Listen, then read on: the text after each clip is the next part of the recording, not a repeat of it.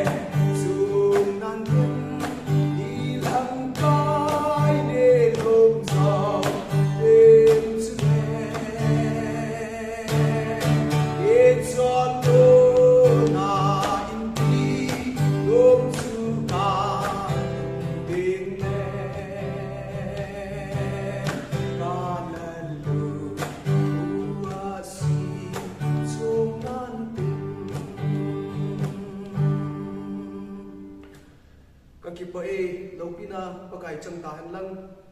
angaya anabi hozo si patinin patina bu untin dam sela hichika YouTube channel ra ikimuto kalai 7 nabon chabin suntin chibai zantin bangpa